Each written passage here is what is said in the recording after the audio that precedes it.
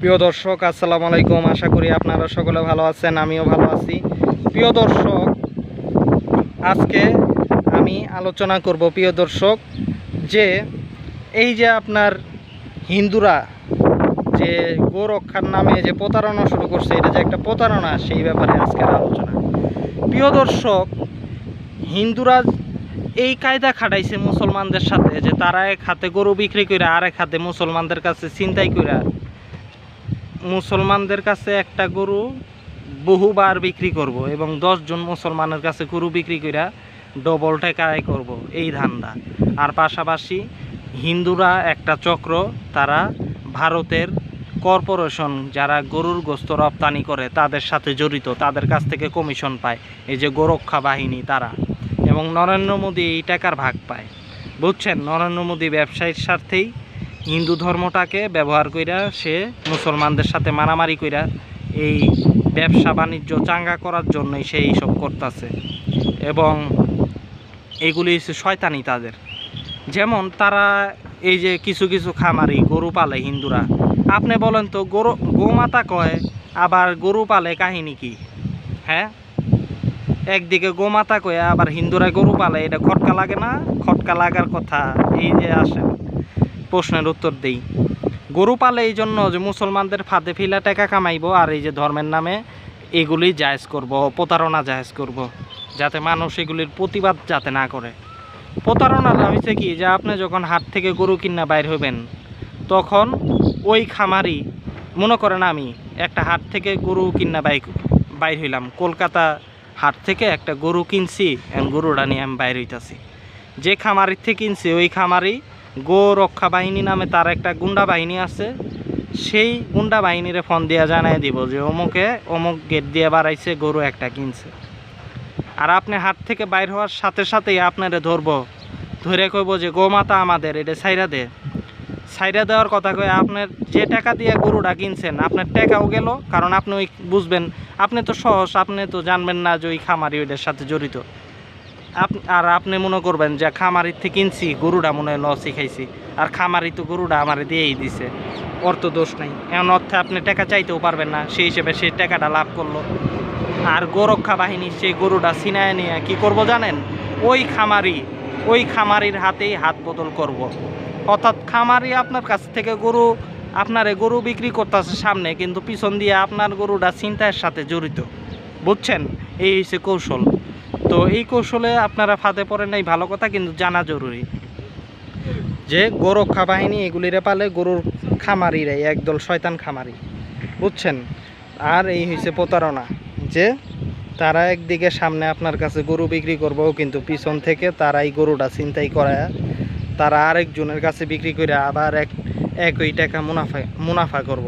এক গরু 2 জনের কাছে বিক্রি করব। যেমনটা বাংলাদেশে হিন্দুরা আপনার এক জমি 2 মুসলমানের কাছে বিক্রি কইরা তারপরে রাত্রে ভারতে গিয়া কয় যে সংখ্যালঘু নির্যাতন। হিন্দুরা আসলে একটা প্রতারক, বুঝছেন? আপাতমস্তক ভারত বাংলাদেশ হিন্দুদের মতো প্রতারক জাতি আর 2টা নাই পৃথিবীতে তেমন।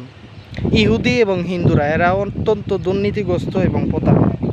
আর আরেকটা বিষয়, যে গোরক্ষা বাহিনীর আরেকটা গ্রুপ, ভারতের গোস্ত রপ্তানিকারী, যারা গরুর গোস্ত রপ্তানি করে। আপনারা জানেন যে ভারত একটি শীর্ষ স্থানে আছে গরুর গোস্ত রপ্তানিতে। ভারত শীর্ষস্থানীয় একটি রাষ্ট্র। তো যে সমস্ত কর্পোরেশন গরু রপ্তানি সাথে জড়িত, তাদের সাথে গোরক্ষা বাহিনী জড়িত আছে।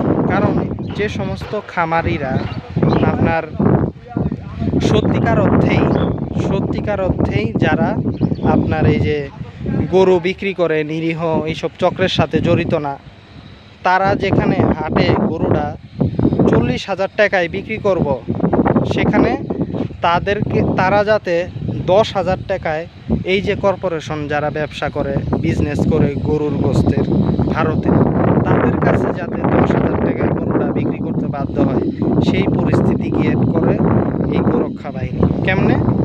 মুসলমানরা ভয় দেখাইলে মুসলমান গরু কিনবো না, আবার ওই হিন্দু খামারি গরু না কিনলে সে লসে পড়বো, সে চিন্তা করবো যে যেমনি হোক এই গরুটা বিক্রি করে দিতে চাই, এবং এটা একটা খারাপ পরিস্থিতি তার জন্য। এই পরিস্থিতিটা গেরুয়া বাহিনী ক্রিয়েট করার বিনিময়ে পায় কমিশন। তারা টাকা পায় ধর্মের নামে যে এই যে মব করে, এগুলি কি এমনি করে? না খায় করে? স্বার্থ ছাড়া কি দুনিয়া আছে? নাই। এবার নরেন্দ্র মোদী টাকা খায়। নরেন্দ্র মোদী এই যে কর্পোরেশনগুলি বিদেশে গরুর গোস্ত বিক্রি করে, ভারতের কোম্পানিগুলি, হ্যাঁ, রপ্তানি করে ডলারে, তো এইগুলি ভাগ পায় নরেন্দ্র মোদী, পয়সা পায় এগুলি।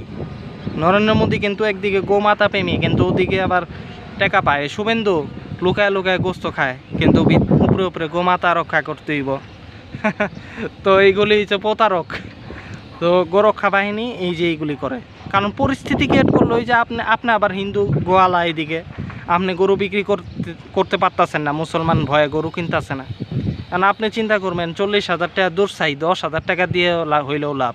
এই যে পরিস্থিতিতে এখন পড়ছেন না, যারা কান্তাছেন গরু বিক্রি করতে পারতেছেন না, 2 দিন পরে আপনাদের কাছে কোম্পানির লোকেরা হাজির হইব, প্রস্তাব দিব যে গরু বিক্রি করেন, আপনাদের উদ্ধার করতে আইছি। তারাই কিন্তু পরিস্থিতি ক্রিয়েট করছে। এই গোরক্ষা বাহিনীরা তারাও পালে। গোরক্ষা বাহিনীরা একদিকে ওই যে ওই খামারি, প্রতারক খামারি, ওদের কাছ থেকে টাকা পায়, আবার এদিকে এই যে এদের কাছ থেকেও টাকা পায়। আর মাঝখানে ভালো সৎ খামারি আপনি ধরা, এবং এই পরিস্থিতি তারাই তৈরি করছে, বুঝছেন।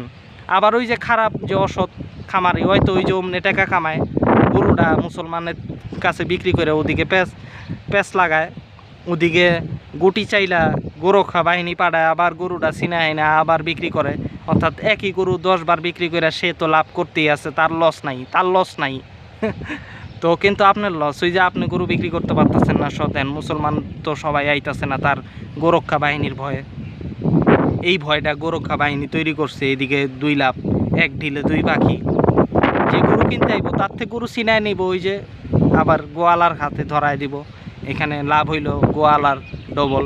আর যারা গরু কিনতে আইব না তাতেও গোরক্ষা বাহিনীর লাভ, কারণ গরু কিনতে না এলে হিন্দু খামারি গরু বিক্রি করতে পারবো না। জেনে গরু বিক্রি করতে পারতো 40,000 টাকার, মানে পরিস্থিতিতে পইরা ওই যে কোম্পানি আইব পরে কান্নাকাটি থেকে কোম্পানির লোকেরা প্রস্তাব দিব যে গরুটা 10,000 টাকা আমার কাছে বিক্রি করে দেন, যেহেতু করতে পারতেছেন না। তখন 40,000 টাকার গরু 10,000 টাকায় আপনি যদি বিক্রি করেন, আপনার লস, কিন্তু তার তো লাভ। সে তো 40,000 টাকার গরু 10,000 টাকায় কিনা, সে তো এই গরুটারে প্রসেসিং কইরা বিদেশে রপ্তানি করব $2 $3 গোস্ত প্রতি কেজি, বুঝছেন। অর্থাৎ সে আপনার কাছ থেকে 10,000 টাকার গরু কিনা বিদেশে গোস্ত রপ্তানি করতেছে ডলারে, এইটা লাভ। এইটা ঘুরা ফিরা একটা প্রতারণা চলতেছে। সেই হিসেবে এই যে গোরক্ষার স্লোগান, তারপরে গোমাতা রক্ষা, হ্যান বিজেপির শুধু এটা রাজনৈতিক স্লোগান না, এটা অর্থনৈতিক প্রতারণার স্লোগান। এই প্রতারণায় মুসলমানরা প্রতারিত হইতাছে যতটুকু, তার থেকে বেশি প্রতারিত হইতাছে হিন্দু সৎ খামারিরা। কারণ মুসলমানদের ঠেকা নাই। আচ্ছা, মুসলমান গরু কিনবো না, এখন সমস্যা কি? আচ্ছা, না কিনলে তার টাকাও যাইব না, তার গায়ে একটা কিলো পড়বো না, ঘুষিও পড়বো না। মুসলমানদেরও লস নাই, কারণ ছাগল কুরবানি করব, ভেড়া কুরবানি করব। কুরবানির জন্য গরু তো ফরজ কোনো কিছু না মুসলমানদের। গরু হইছে হালাল, তার মানে কি ছাগল ভেড়া এগুলি অপশন আছে। ফরজ আর হালালের ভিতর পার্থক্য আছে। তো মুসলমানদের লস নাই, কিন্তু হিন্দুদের লস। কিন্তু লাভটা ওই যে ঘুরে ফিরে কর্পোরেশন ব্যবসায়ী যারা কিনা গরুর গোস্ত প্রসেসিং করে ভারতে, এবং এগুলির মালিক হিন্দুরা সারা বিশ্বে গরু কাইটা বেশি দামে ডলারে বিক্রি করব, বিদেশে বেশি টাকা কামাইব। এবং এগুলি নরেন্দ্র মোদী এগুলি চায়, বুঝছেন। তো আশা করি বুঝতে পারছেন, এটা শুধু রাজনীতি না, এটা অর্থনীতির প্রতারণা। এটা অর্থনীতির একটা প্রতারণা চলতেছে, এবং এই প্রতারণায় হিন্দুরাই ফাঁসবো, এটাই বাস্তব। তাই হিন্দুদেরকে বলি, যারা এখন কান্দাছো তারা গরু বিক্রি করবে না, গরু রাস্তায় ছাইড়া দাও। সবচেয়ে মজার ব্যাপার কি জানো? গরু বিক্রি না করলেও হিন্দুরা ধরা খাইব। কেমনে? গরু রাস্তায় বেয়ারিশ ঘুরবো, গুতায় মারবো। আমি যা ধারণা করছিলাম তার থেকেও দ্রুত আফ্রিকার জঙ্গলে পরিণত হইতেছে এই ভারত।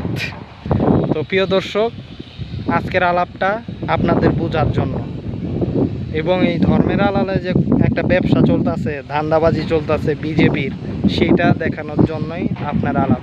মুসলমানদেরকে বলি, হ্যাঁ, এই অবস্থায় গরু কিনবেন না। ওই যে প্রতারণার শিকার হইবেন, আপনি গরু কিনবেন, বাইরে গোরক্ষা বাহিনী গরুটা চিন্তাই করে আবার সেই ওই একই জায়গা, মাঝখান থেকে আপনার 40,000 টাকা লস। ওই যে ওইভাবে লস দিলেন, আর মানুষও প্রতিবাদ করবো না, কারণ ঠিকই তো গোরক্ষা হ্যান তেন এগুলি করলে হিন্দুরা অনুভূতিতে লাগে, ধর্মানুভূতিতে। তো প্রিয় দর্শক, আজকে এই পর্যন্তই। আল্লাহ হাফেজ।